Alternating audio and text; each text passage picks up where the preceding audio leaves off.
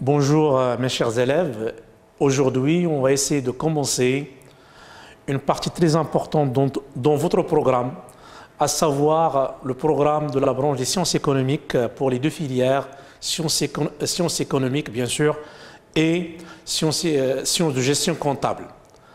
L'intitulé de cette séquence est les échanges extérieurs, constats, analyses et perspectives. Bon, au niveau du plan de cette séquence, on va essayer de traiter en un constat et analyse. Bon, au niveau du constat et analyse, on va essayer de voir et de traiter l'état des échanges commerciaux extérieurs du Maroc, avant d'enchaîner sur le deuxième point, le calcul, l'interprétation et analyse des principaux indicateurs, avant bien sûr d'enchaîner sur la dernière composante qui est les perspectives bien sûr des échanges commerciaux extérieurs du Maroc. Bon, au niveau bien sûr de constat et analyse, l'état des échanges commerciaux, nous avons un document qui présente un certain nombre de produits exportés par le Maroc, la structure, bien sûr, de chaque produit à part dans le total des exportations, et vous avez un travail à faire, interpréter la structure des exportations marocaines. Bon, au niveau de l'interprétation, bien sûr, vous avez le secteur d'automobile qui est à la tête de ces exportations avec un taux de 27,35% de l'ensemble des exportations. En deuxième rang, c'est l'agriculture et l'agroalimentaire. Vous avez également, pour un taux de 17,36%, vous avez les phosphates et dérivés. Pour un taux de 13,13%, vous avez textile et cuir. Également pour les autres produits, vous avez normalement un certain nombre de pourcentages. Bon, au niveau de l'interprétation, bien sûr, de la structure des exportations marocaines, on peut dire que les exportations d'automobiles, bien sûr, des produits agricoles, agroalimentaires, phosphates et dérivés, et le textile et cuir représentent les parts les plus importantes du total des exportations marocaines en année, bien sûr, NA. Ce sont des données de l'année 2018, soit respectivement 27,35%, 21,58%, 17,36% et 13,13%. Vous pouvez le constater par vous-même au niveau de ces pourcentages, mais en couleur jaune. Donc, ce qui est intéressant, c'est qu'en termes d'exportation, c'est l'automobile qui a la fréquence la plus modale. Bon, en revanche, les produits de l'industrie pharmaceutique, l'électronique et l'aéronautique n'occupent qu'une faible part des exportations, soit respectivement 0,45%, 3,07% et 5,61%. Maintenant, au niveau de document 2, vous avez les principaux pays partenaires du Maroc, vous avez bien sûr les principaux fournisseurs avec leur part en termes d'importation, et vous avez les principaux clients. Donc, vous avez également dans le document numéro 3 une répartition géographique des échanges commerciaux, bien sûr, du Maroc pour l'année de 2018. Qu'est-ce qu'on peut constater? On constate ce qui suit. Bon, vous avez, au niveau des principaux fournisseurs, vous avez l'Espagne avec une fréquence de 15,8%, la France avec une fréquence de 11,9%, puis l'Arabie Saoudite 2,3%. Au niveau des principaux clients, vous avez le premier client, c'est l'Espagne avec 23,6%, en deuxième rang, c'est la France avec 21,8%, les États-Unis d'Amérique avec un taux de 4,7%, bien sûr. Vous avez la Turquie avec un taux, bien sûr, de 2,0%, c'est 2% bien sûr. Au niveau de document numéro 3, vous avez une répartition géographique des échanges commerciaux pour l'année, bien sûr, 2018. Vous avez normalement l'Europe, vous avez l'Asie, vous avez l'Amérique et vous avez l'Afrique. Vous avez les exportations pour chaque partenaire, vous avez les exportations, bien sûr, et vous avez le solde. Donc, au niveau de cette représentation graphique, bien sûr, qu'est-ce que vous avez? Vous avez les importations, les exportations, et vous avez le solde pour chaque partenaire, à savoir, bien sûr, l'Europe, l'Asie, l'Amérique et l'Afrique. Bon, maintenant, au niveau du calcul, interprétation et analyse des principaux indicateurs. Bon, vous avez l'Europe demeure le partenaire principal du Maroc en termes d'échanges commerciaux en 2018, avec une part de 66,4% et un total de 501,9 milliards de dirhams. Ces échanges sont répartis principalement entre l'Espagne, bien sûr, et la France. Donc, les deux premiers clients, bien sûr, c'est l'Espagne et la France. Quant à l'Asie, il intervient pour 16,2% dans le total des transactions commerciales et occupe le deuxième rang. L'Amérique se place en troisième position, en 2018 bien sûr, avec une part de 11,1%. Ces échanges sont effectués essentiellement avec les États-Unis, soit 51,1 milliards de dirhams, en hausse de 11,3 milliards de dirhams par rapport à l'année 2017. Quant à l'Afrique, il contribue à hauteur de 5,3 au total des échanges commerciaux en 2018. Quant à l'Océanie, sa part demeure faible, soit 0,2%. Maintenant, au niveau du déficit commercial, avec l'Europe, se creuse à 6,6 milliards de dirhams et se chiffre à 115,9 milliards de dirhams. Il présente 56,3% du déficit global en 2018. Donc, le déficit avec l'Union européenne, normalement, sa part est de 56,3% du déficit global pour l'année 2018. Le déficit avec l'Asie contribue à hauteur de 32% au déficit global et se situe à 56,9 milliards de dirhams contre 57 milliards de dirhams en 2017. Concernant le déficit commercial avec le continent africain, il se chiffre à 28,8 milliards de dirhams en 2018 contre 30,4 milliards de dirhams en 2017. Maintenant, au niveau bien sûr du calcul et interprétation et analyse d'un certain nombre d'indicateurs, vous avez le solde commercial comme indicateur, vous avez le taux de couverture. Pour ces deux indicateurs, on tient compte des exportations et des importations des biens. Quant au taux d'ouverture, l'effort à l'exportation, taux de pénétration, on tient compte des exportations et des importations en biens et services. Vous avez normalement une petite application relative, bien sûr, aux indicateurs descriptifs du commerce extérieur marocain. Vous avez les données, bien sûr, en millions de dirhams pour l'année 2018, les exportations de biens, les importations de biens, solde commercial, c'est exportation moins les importations, taux de couverture, exportation sur importation fois 100. Le travail à faire, c'est calculer et lire le solde commercial et le taux de couverture. Vous avez les indicateurs, vous avez la formule, puis vous avez les calculs, sont déjà effectués. Maintenant, on passera à la lecture. En 2018, le Maroc a enregistré un déficit commercial de 204 465 millions de dirhams. Au niveau de taux de couverture, au niveau de la lecture, au Maroc et en 2018, les exportations couvrent 57,28% des importations. C'est-à-dire que nos exportations n'arrivent pas à couvrir nos importations, ce qui reflète normalement la faiblesse de nos exportations en termes de valeur, car ils n'arrivent pas à couvrir la totalité des importations, ce qui engendre, si on entraîne bien sûr un déficit commercial. Maintenant, au niveau toujours des indicateurs d'ouverture, vous avez calculé et lire bien sûr le taux d'ouverture, l'effort d'exportation, le taux de pénétration.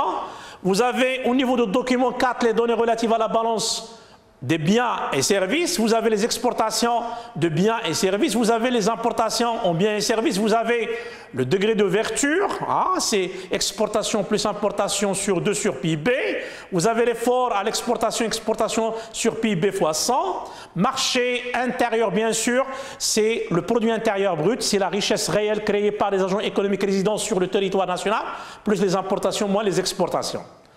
Puis vous avez l'effort à l'importation. Bon, au niveau des indicateurs, vous avez degré d'ouverture, effort à l'exportation, effort à l'importation. Vous avez les formules, vous avez le calcul ou les calculs et les résultats. Puis vous avez bien sûr la lecture de chaque indicateur. Au niveau de degré d'ouverture, en 2018, la moyenne des échanges extérieurs, bien sûr du Maroc, constitue 45,86% de son PIB. Bon, au niveau de l'effort à l'exportation, en 2018, bien sûr, les exportations du Maroc constituent 57,14% de son PIB, ou bien en 2018, le Maroc a exporté 57,14%, bien sûr, de son PIB. Quant à l'effort à l'importation, en 2018, les importations du Maroc constituent 46,67% de son marché intérieur, ou bien en 2018, les importations du Maroc permettent de satisfaire 46,69% de son marché intérieur. Je répète, pour l'effort à l'importation, en 2018 et au Maroc, bien sûr, les importations du Maroc constituent 46,69% de son marché intérieur, ou bien en 2018, les importations du Maroc permettent de satisfaire 46,67% de son marché intérieur. Maintenant, au niveau des perspectives, bien sûr, pour les échanges extérieurs, vous avez la multiplication et la diversification des accords de libre-échange et des partenaires. Bien sûr, dans le cadre de sa stratégie globale d'ouverture et de libéralisation. Aujourd'hui, face à la mondialisation, l'ouverture n'est plus normalement un choix, mais c'est une contrainte. Le Maroc a procédé durant la dernière décennie à la mise en place d'un cadre juridique propice au développement de ses relations commerciales avec certains de ses partenaires potentiels à travers la conclusion d'accords de libre-échange. Donc, l'outil des accords de libre-échange, c'est un outil pour multiplier et diversifier, bien sûr, les partenaires du Maroc, car l'offre exportable doit être adaptée normalement à la nature des partenaires commerciaux du Maroc. Vous avez bien sûr, au niveau de la multiplication et diversification des accords de libre-échange et des partenaires, vous avez les ALE en cours de négociation avec bien sûr un certain nombre de pays. Vous avez des accords de libre-échange signés par un certain nombre de pays. Tout ceci, normalement, s'inscrit dans le cadre d'une stratégie adoptée par le Maroc pour diversifier et multiplier et diversifier, bien sûr, les partenaires du Maroc. Au niveau de la multiplication, toujours et la diversification des accords de libre-échange et des partenaires, nous avons les groupements économiques. Bon, il y a l'accord d'association, avec l'Union européenne, l'accord de libre-échange Maroc, bien sûr, État de l'Association européenne de libre-échange. Puis vous avez les accords de libre-échange multilatéraux et bilatéraux. Donc vous avez 3 outils cités dans ce cas à propos de la multiplication et la diversification des accords de libre-échange, bien sûr, et des partenaires du Maroc, pour renforcer la position de notre pays face, bien sûr, à un certain nombre de mutations au niveau des échanges extérieurs et face normalement aux changements que connaît le marché mondial. Vous avez en 1 les groupements économiques, vous avez en 2 les accords de libre-échange multilatéraux et vous avez en 3e point les accords de libre-échange bilatéraux. Bon, au niveau des accords de libre-échange multilatéraux, vous avez Ligue arabe, accord sur la zone de libre-échange continentale africaine, accord de libre-échange entre les pays arabes méditerranéens, déclaration d'Agadir. Puis vous avez les accords de libre-échange bilatéraux, Émirats arabes unis, avec les États-Unis d'Amérique, l'Égypte, la Jordanie, la Tunisie et la Turquie. Bon, au niveau du développement, bien sûr, de la diplomatie économique, de la logistique et des actions promotionnelles, on a un certain nombre d'actions qu'on doit mener pour développer cette diplomatie économique et promouvoir la logistique et les actions promotionnelles. À travers quoi? La dynamisation des accords de libre-échange. Il faut que le Maroc tire avantage en matière d'élaboration des accords de libre-échange. On doit promouvoir les exportations. Donc, dans le deuxième axe, après la dynamisation des accords de libre-échange, il y a la promotion des exportations. On doit adapter notre offre exportable, bien sûr, avec les spécificités du marché mondial. L'engagement des pouvoirs publics dans le renforcement de la compétitivité du Maroc.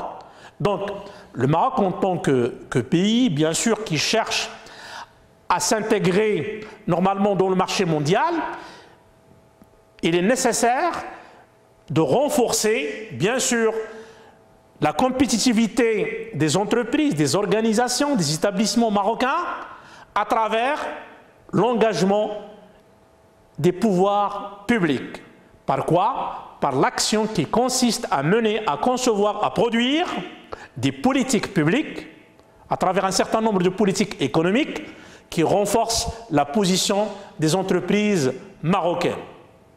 Puis, maintenant, si on reprend la dynamisation des accords de libre-échange signés par le Maroc, c'est une possibilité qui lui ouvre bien sûr de nouvelles perspectives au niveau des échanges commerciaux. Il peut faire du Maroc une plateforme pour les investissements étrangers à travers l'augmentation de volume des exportations sur le marché des pays partenaires, la diminution du processus de libéralisation du commerce marocain et le renforcement de la compétitivité des entreprises exportatrices. Donc, les ALE est un atout qu'on doit exploiter pour promouvoir, bien sûr, le commerce extérieur marocain. L'instauration d'une zone de libre-échange contribue à ouvrir de nouvelles opportunités économiques aux pays signataires et à stimuler le flux des investissements extérieurs vers le Maroc. Il faut que le Maroc soit un point, une zone d'attrait des investissements étrangers. Le soutien de la croissance économique et la création de nouveaux emplois, notamment à travers la facilitation des exportations, l'encouragement des investissements et l'amélioration de l'environnement commercial. Aujourd'hui, on doit booster la croissance économique, on doit soutenir la croissance économique, mais à travers la mise en place d'un certain nombre d'investissements qui vont créer des emplois et qui vont créer la richesse et qui vont faciliter, bien sûr, les exportations vers l'étranger. Au niveau de la promotion des exportations, il s'agit de revoir l'offre exportable, augmenter sa compétitivité et diversifier ses marchés. Aujourd'hui, au niveau des exportations, un problème se pose au niveau de l'offre. On doit l'adapter en fonction, bien sûr, de la spécificité ou des spécificités du marché mondial. On doit promouvoir, augmenter, améliorer la compétitivité des entreprises. On doit diversifier les débouchés, les marchés. À travers quoi? À travers la multiplicité des partenaires. Le rapprochement de l'offre marocaine avec la demande mondiale, diversification et adaptation aux mutations qui caractérisent les échanges mondiaux. Aujourd'hui, il y a une vague de mutations au niveau des échanges extérieurs, au niveau du marché mondial, et l'économie marocaine doit rythmer sa croissance économique en fonction de cette adaptation. Les associations professionnelles sont invitées à encadrer les entreprises et à les aider à mutualiser leurs coûts et leurs risques afin de faciliter leur accès au marché international. Donc il nous faut normalement un rôle d'accompagnement, d'encadrement, d'assistance par les associations professionnelles en faveur d'un certain nombre d'entreprises pour s'adapter normalement aux conditions du marché mondial. L'utilisation des technologies d'information et de la communication qui transforment, bien sûr, les conditions de production et d'organisation des entreprises. Aujourd'hui, on ne parle plus des nouvelles technologies d'information, on parle des technologies d'information et de communication. On doit les domestiquer pour promouvoir l'organisation marocaine, pour promouvoir l'entreprise marocaine. L'entreprise est appelée aujourd'hui à diversifier les débouchés. La diversification, bien sûr, des débouchés consiste à diversifier les risques de l'entreprise. En troisième point, l'engagement des pouvoirs publics dans le renforcement de la compétitivité du Maroc. Aujourd'hui, le rôle de l'État s'impose en matière de la conception d'un certain nombre de politiques publiques qui consistent à promouvoir le commerce extérieur marocain. À travers quoi? La stabilisation du cadre macroéconomique. On ne peut en aucun cas encourager, stimuler, favoriser, promouvoir un commerce extérieur dans l'absence d'un cadre normalement macroéconomique qui est stable. Donc la stabilisation d'un cadre macroéconomique s'impose avec ampleur.